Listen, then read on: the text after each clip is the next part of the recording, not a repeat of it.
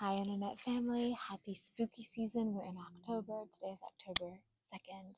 So, welcome to the new season. And it's also a new moon today. Great time to set intentions. We're getting into part 10 of the Master Key System by Charles Haanel. This was written in the early 1900s. And I recommend that if you're going to do this the right way, that you put your phone on Do Not Disturb right now. You can pause this and go do that. Okay, great. And then after we're done, that you set a timer for anywhere from 3 to 20 minutes and really do the meditation that's recommended at the end. If you're starting here, go back and listen to the previous parts. This is an amazing book. I own no rights to it. I just want to share it with y'all because it's so good and life-changing as far as dealing with your inner world, which helps create and cultivate your outer world. All right, let's get into it.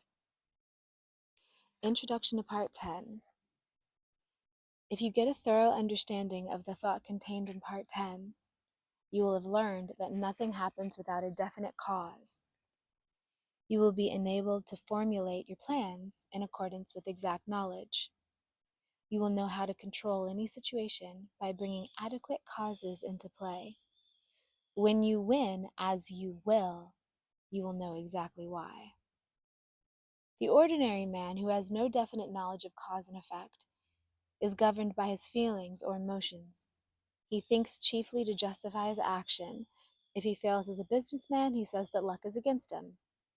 If he dislikes music, he says that music is an expensive luxury.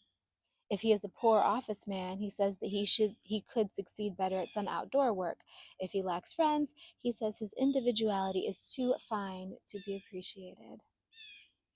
He never thinks his problem through to the end. In short, he does not know that every effect is the result of a certain definite cause, but he seeks to console himself with explanations and excuses. He thinks only in self-defense. On the contrary, the man who understands that there is no effect without an adequate cause thinks impersonally. He gets down to bedrock facts, regardless of consequences. He is free to follow the trail of truth wherever it may lead. He sees the issue clear to the end, and he meets the requirements fully and fairly. Sorry, there's a helicopter. Real life things. One went by right before I started to record, so I thought I had some time, but I guess not. Anyway, he sees the issue clear to the end, and he meets the requirements fully and fairly, and the result is that the world gives him all that it has to give in friendship, honor, love, and approval. Part 10. Here we go. Get comfy. Let's get into it. Abundance is a natural law of the universe. The evidence of this law is conclusive. We see it on every hand. Everywhere, nature is lavish, wasteful, extravagant.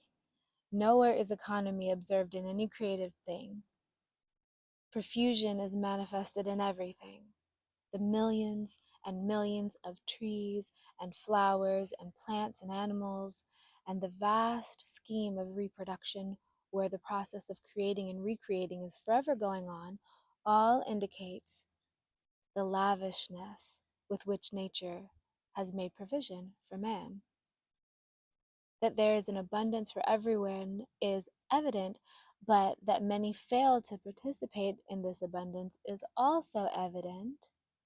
They have not yet come into a realization of the universality of all substance, and that mind is the active principle whereby we are related to the things we desire. All wealth is the offspring of power. Possessions are of value only as they confer power. Events are significant only as they affect power. All things represent certain forms and degrees of power. Knowledge of cause and effect as shown by the laws governing electricity, chemical affinity, and gravitation enables man to plan courageously and execute fearlessly. These laws are called natural laws because they govern in the physical world. But all power is not physical power. There is also mental power, and there is moral and spiritual power. Spiritual power is superior because it exists on a higher plane. It has enabled man to discover the law by which these wonderful forces of nature could be harnessed. and made to do the work of hundreds and thousands of men. It has enabled man to discover laws whereby time and space have been annihilated and the law of gravitation to be overcome. The operation of this law is dependent upon spiritual contact, as Henry Drummond well says. Here's a quote. In the physical world as we know it, there exist the organic and the inorganic. The inorganic of the mineral world is absolutely cut off from the plant or animal world. The passage is hermetically sealed. These barriers have never yet been crossed.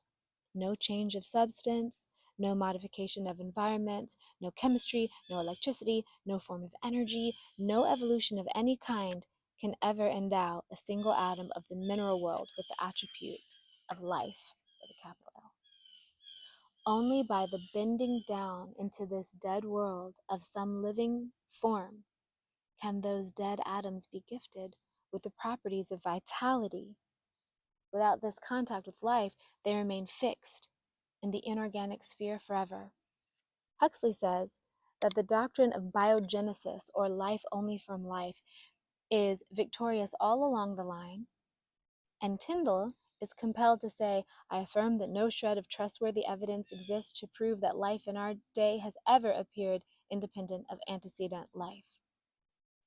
Physical laws may explain the inorganic. Biology explains and accounts for the development of the organic. But of the point of contact, science is silence. A similar passage exists between the natural world and the spiritual world. This passage is hermetically sealed on the natural side. The door is closed. No man can open it. No organic change, no mental energy, no moral effort, no progress of any kind can enable any human being to enter the spiritual world.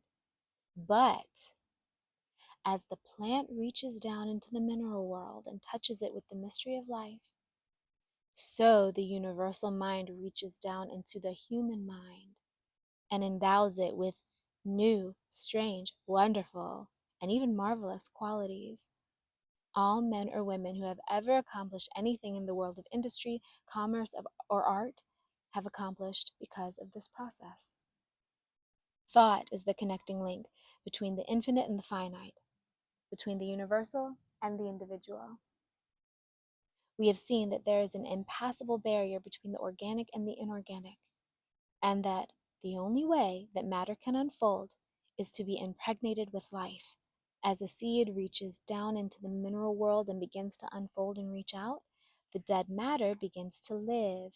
1,000 invisible fingers begin to weave a suitable environment for the new arrival.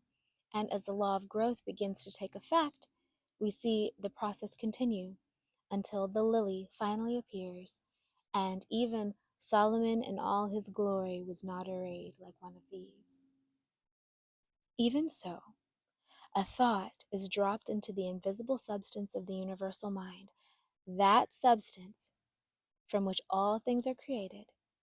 And as it takes root, the law of growth begins to take effect, and we find that conditions and environment are but the objective form of our thought. The law is that thought is an active, vital form of dynamic energy which has the power to correlate with its object and bring it out of the invisible substance from which all things are created into the visible or objective world. This is the law by which and through which all things come into manifestation. It is the master key by which you are admitted into the secret place of the Most High and are given dominion over all things. With an understanding of this law, you may decree a thing, and it shall be established unto thee. It could not be otherwise. If the soul of the universe, as we know it, is the universal spirit, then the universe is simply the condition which the universal spirit has made for itself. We are simply individualized spirit and are creating the conditions for our growth in exactly the same way. This creative power depends upon our recognition of the potential power of spirit or mind and must not be confused with evolution. Creation is the calling into existence of that which does not exist in the objective world. Evolution is simply the unfolding of potentialities involved in things which already exist. In taking advantage of the wonderful possibilities opened up to us through the operation of this law, we must remember that we ourselves contribute nothing to its efficacy, as the great teacher said, "It is not I that doeth the works, but the Father that dwelleth in me. He doeth the work." We must take exactly the same position. We can do nothing to assist in the manifestation. We simply comply with the law, and the all-originating mind will bring about the result. The great error of the present day is the idea that man has to originate the intelligence whereby the infinite can proceed to bring about a specific purpose or result. Nothing of this kind is necessary. The universal mind can be depended upon to find the ways and means for bringing about any necessary manifestation. We must, however, create the ideal, and this ideal should be perfect. We know that the laws governing electricity have been formulated in such a way that this invisible power can be controlled and used for our benefit and comfort in thousands of ways.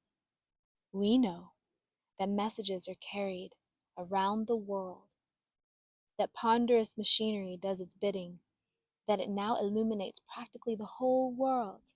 But we know, too, that if we consciously or ignorantly violate its law by touching a live wire, when it is not properly insulated, the result will be unpleasant and possibly disastrous. A lack of understanding of the laws governing in the invisible world has the same result, and many are suffering the consequences all the time. It has been explained that the law of causation depends upon polarity. A circuit must be formed. This circuit cannot be formed unless we operate in harmony with the law. How shall we operate in harmony with the law unless we know what the law is?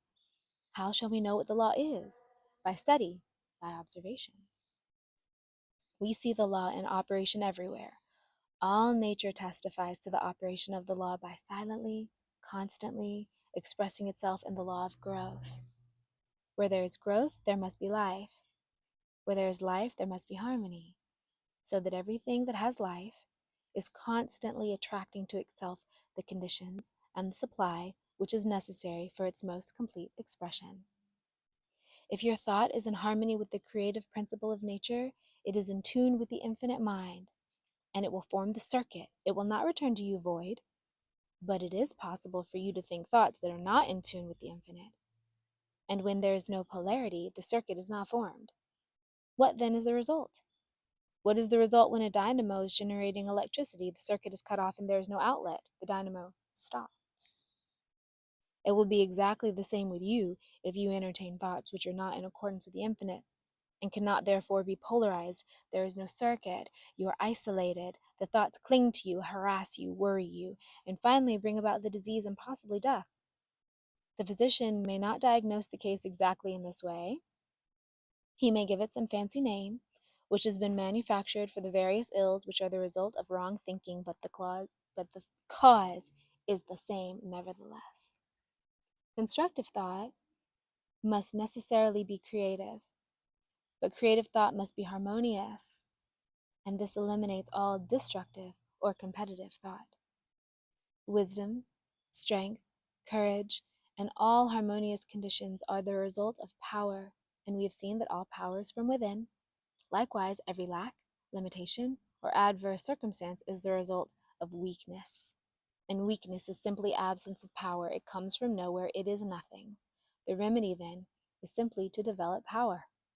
And this is accomplished in exactly the same manner that all power is developed, by exercise. This exercise consists in making an application of your knowledge. Knowledge will not apply itself. You must make the application. Abundance will not come to you out of the sky, neither will it drop into your lap, but a conscious realization of the law of attraction and the intention to bring it into operation for a certain, definite, and specific purpose, and the will to carry out this purpose, will bring about the materialization of your desire by a natural law of transference. If you are in business, it will increase and develop along regular channels, possibly new or unusual channels of distribution will be opened, and when the law becomes fully operative, you will find that the things you seek are seeking you. This week, select a blank space on the wall or any other convenient spot from where you usually sit. Mentally draw a black horizontal line about 6 inches long. Try to see the line as plainly as though it were painted to the wall. Now, mentally draw 2 vertical lines connecting with this horizontal line at either end. Now, draw another horizontal line connecting with the 2 vertical lines. Now you have a square. Try to see the square perfectly. When you can do so, draw a circle within the square. Now, draw the point toward you about 10 inches. Now you have a cone on a square base. You will remember that your work was all in black. Change it to white, to red, to yellow. If you can do this, you're making excellent progress and will soon be enabled to concentrate on any problem you have in mind. And we end with a quote. When any object or purpose is clearly held in thought, its precipitation, in tangible and visible form, is merely a question of time. The vision always precedes and itself determines the realization. Lillian Whiting. That was part 10. Enjoy, you guys. Set your timer. Go envision that cone coming into being. A line this way, 2 lines that way, a square, then a circle, and a cone. This helps you with visualization later. It will be handy. Sending you guys lots of love. I hope you enjoyed that. Stay tuned for chapter 11 coming soon. Bye. Have a great day. Happy fall.